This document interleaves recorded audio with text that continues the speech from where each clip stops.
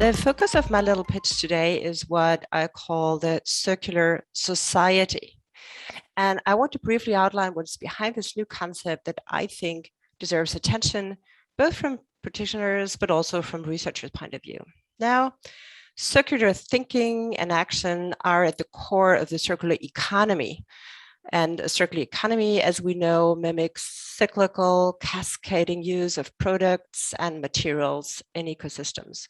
And this is, of course, not a new concept, but rather appeared in the 90s and meanwhile has really gained traction, not just among researchers, but among policymakers and businesses alike, because it does have a big potential to reach the needed scale of decarbonization, defossilization, dematerialization that we actually need these days. And luckily, today, the circular economy is at the heart of many national climate plans, with Denmark aiming, for instance, for 70% less greenhouse gas emissions by 2030, and many others.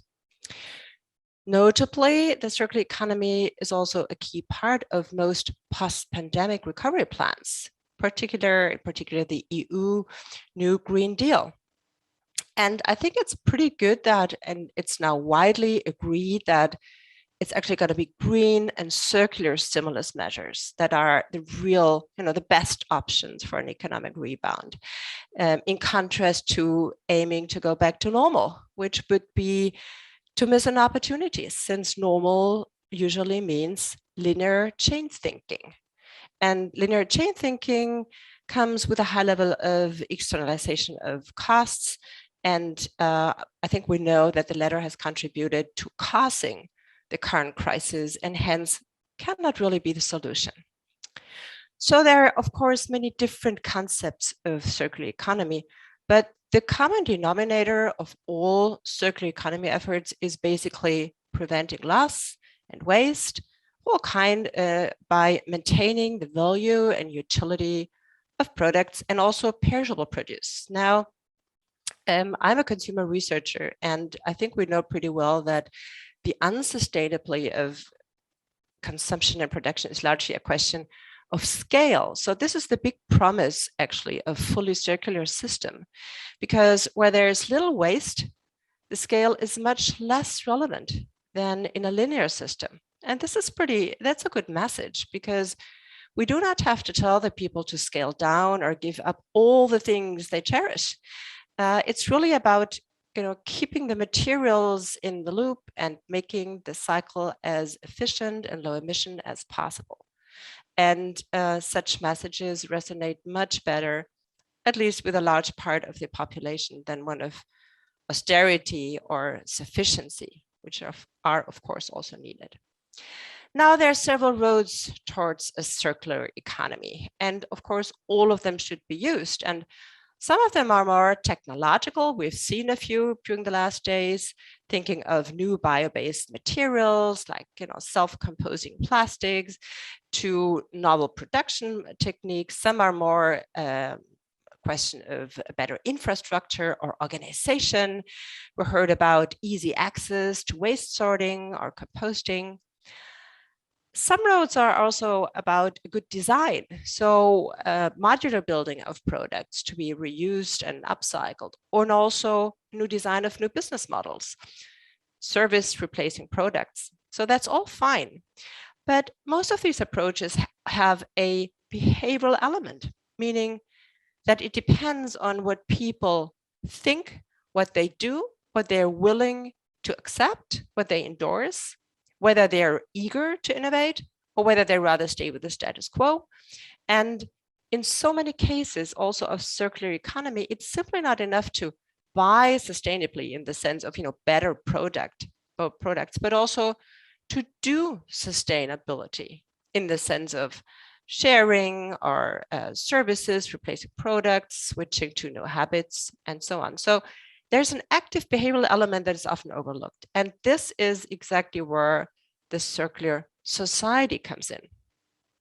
So circular societies is really about putting the spotlight on people, on how they are influenced by their environment, about the access and the availability and affordability of circular solutions.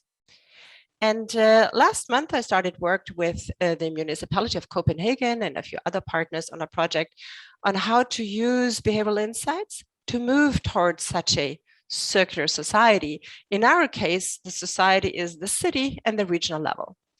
So we question, how can the environment, the incentives, but also the supply, the opportunities be designed to make circular doing and lifestyles easier and more attractive?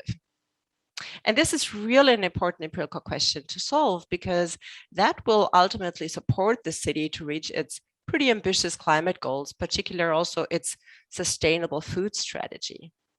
So our idea is to co-design, to develop, pilot something like an urban culture and mindset that puts zero waste at its core. And this is not done top down or out of the ivory tower, but in a very Danish style, bottom up, together with many partners. So citizens, neighborhood councils, the municipality, public agencies, business initiative, cafeterias, you name it.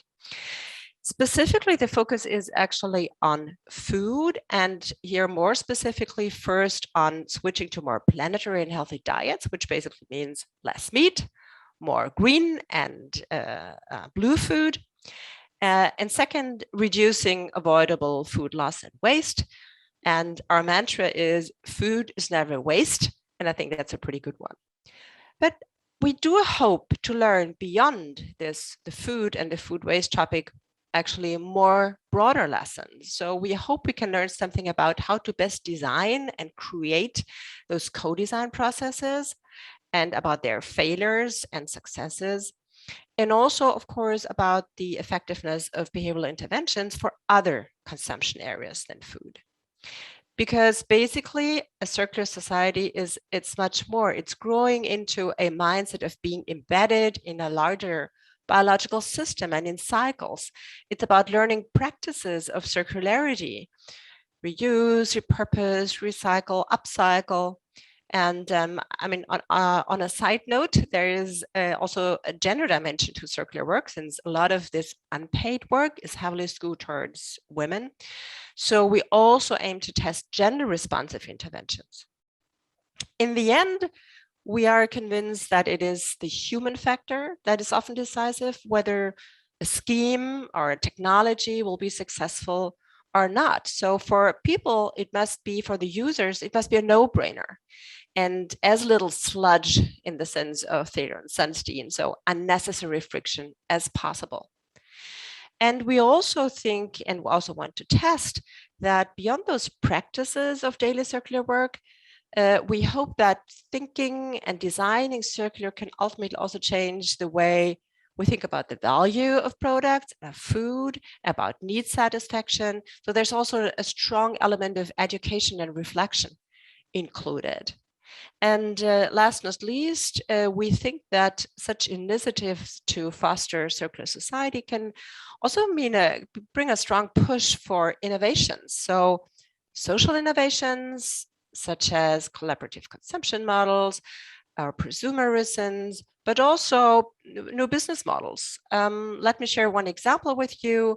There we do work with an app, a startup that's called Too Good To Go, and that does link consumers with retail and restaurants, matching food that cannot be sold immediately, which means it saves it from going to waste and makes redistribution really simple.